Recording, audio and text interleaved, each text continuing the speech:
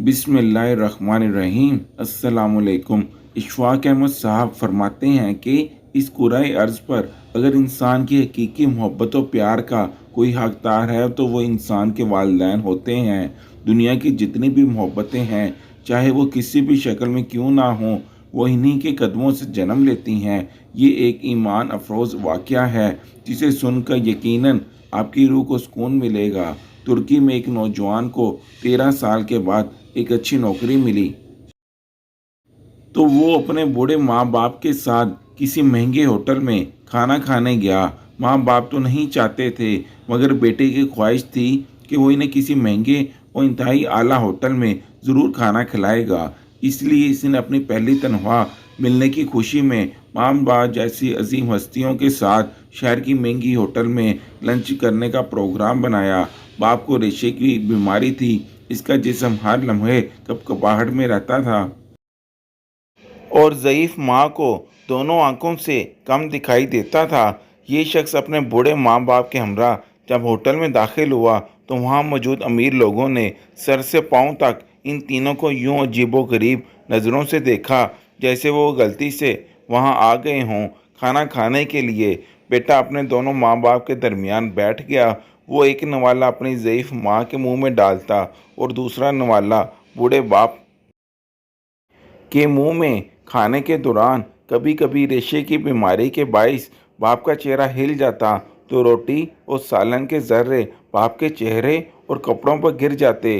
इसी किस्म की हालत माँ के साथ भी थी। वो जैसे ही माँ के चेहरे के पास नवाला ले जाता तो नज़र की कमी के बाइस वो अनजाने में इधर उधर देखती तो इसके मुंह और कपड़ों पर खाने के दाग पड़ गए, यानी अक्सर औकात खाना नीचे गिर जाता और इनके चेहरे खराब हो जाते।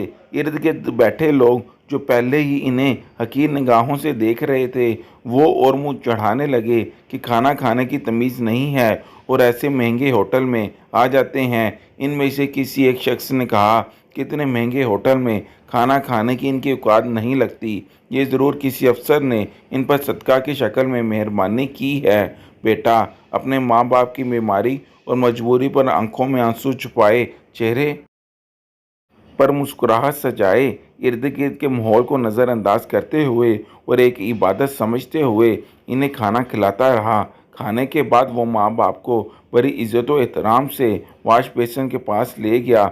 वहाँ अपने हाथों से इनके चेहरे साफ़ किए, कपड़ों पर पड़े दाग धोए और जब वो इन्हें सहारा देते हुए बाहर की जानब जाने लगा तो पीछे से होटल के मैनेजर ने आवाज़ दी और कहा, बेटा तुम हम सब के लिए एक कीमती चीज़ यहाँ छोड़े जा रहे हो। इस नौजवान ने हैरानी से पलट कर देखा और पूछा, क्या कौन सी चीज़? मैनेजर अपनी ऐनक उतार कर आंसू पूछते हुए बोला, बेटा आप जब से हमारे इस होटल में आए हो मेरी नज़र मुसलसल आप पर टिकी रही। न जाने क्यों आपने इतने लोगों की बातें सुनने के बावजूद कोई जवाब नहीं दिया।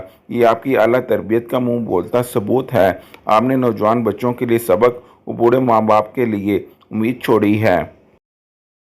इशफाक अहमद साहब फरमाते हैं कि माँ बाप की खिदमत ही सबसे बड़ी इबादत है।